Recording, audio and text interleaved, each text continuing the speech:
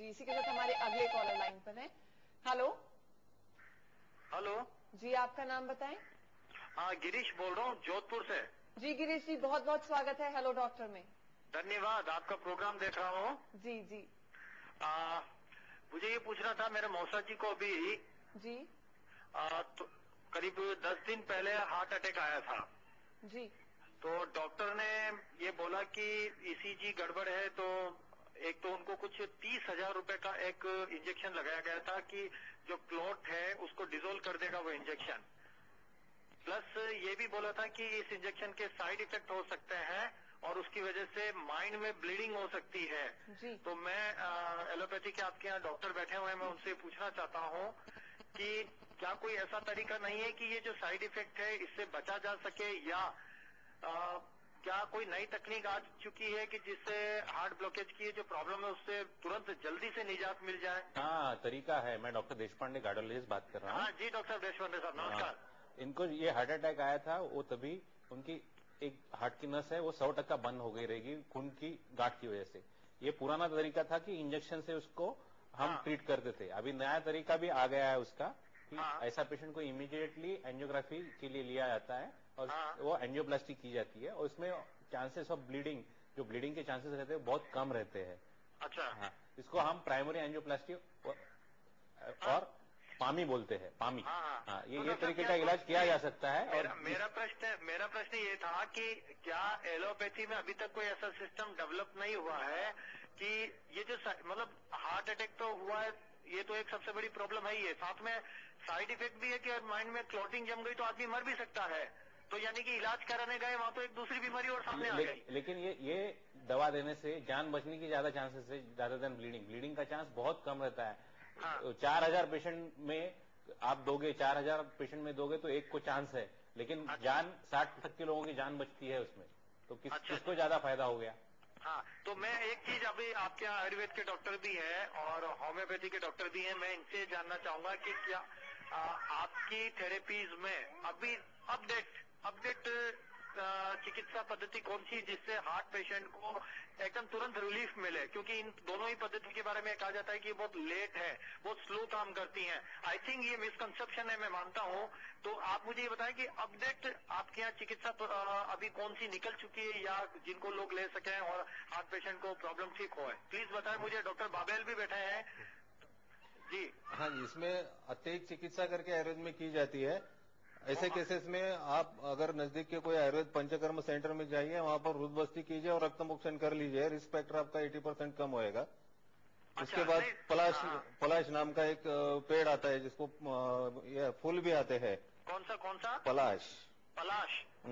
हाँ जी। वो फूलों का काढ़ा बना के मिलता है, डिकॉक्शन बना के लीजिए कोई पंचकर्मा सेंटर से, तो आपका ये जो ब्लीडिंग का रिस्क है वो काफी हद तक कम होता है, ये प्रूव किया गया है। और इसके साथ में आने का जो कारण है, आपको जो उनको हार्ट अटैक आया है उसका जो कारण होएगा उसको रूल आउट करके वो हिसाब से आपको वहां पर सलाह दी जाएगी और दवाई दी जाएगी, इससे आपको काफी फायदा होगा। लेकिन अगर 100% ब्लॉक है और उसको कोई नेचुरल बाईपास तैयार हुआ नहीं है और कोई एक्यूट स्टेट है, कोई और कारण है, तो यकीनन आपको एलोपैथी से सर्जिकल ट्रीटमेंट लेना बहुत जरूरी है। अच्छा। और होम्योपैथी में क्या बोलते हैं आप? आपने जो बोला कि आपके जो अंकल को था हार्ट ब्लॉक था, तो इस केसेस में जो एक्यूट इमरजेंसी होती है तो उसमें होम्योपैथी एकदम काम नहीं करेगी, क्योंकि उसको इमरजेंसी के लिए फिर खाली हार्ट को ही प्रॉब्लम नहीं होता, बाद में उसमें लंग्स में भी प्रॉब्लम हो जाता है, ब्रेन में भी हो सकता है। तो उसको सपोर्टिव सिस्टम बोलते हैं कि जब तक अगर हार्ट के साथ साथ आप ये दूसरे जो इम्पोर्टेंट ऑर्गन है उनका आप ख्याल नहीं करेंगे तो हार्ट ठीक होने के बजाय दूसरे सिस्टम खराब हो जाएंगे, तो पेशेंट का जो आगे का जो लाइफ है वो प्रॉब्लम में हो जाएगा। हाँ, अगर कोई पेशेंट को जिसको अगर डॉक्टर बोलता है कि हार्ट ब्लॉक है और उसको हम लोग अभी ऑपरेट नहीं कर सकते क्योंकि अभी उनका हार्ट वीक है, उसको सहन करने के लिए नहीं है, तो ये केसेस में हमने देखा है कि कुछ दवाइयां जो हैं वो काफी काम आ जाती हैं और उसके बाद जब हार्ट उनका मजबूत हो जाता है या तो उसको ऑपरेशन करना पड़ता है या फिर उसका होम्योपैथी से ही इलाज हो सकता है। तो ये जो एक्यूट इमरजेंसी है उसमें होम्योपैथी काम नहीं करती है। मैं कहना चाहूंगा यहाँ पे एक्यूट इमरजेंसी केसेस में एलोपैथी ने ये प्रूव किया हुआ है। पहले हार्ट अटैक में 20 से 30% लोग मरते थे, हाँ जी हाँ बिल्कुल। अभी उसकी मोर्टेलिटी एकदम से कम हो गई है, 2 से 3% पेशेंट मरते हैं सिर्फ। जी हाँ बिल्कुल। जी, बहुत थैंक यू बहुत सो धन्यवाद। Much, all the best. या थैंक यू।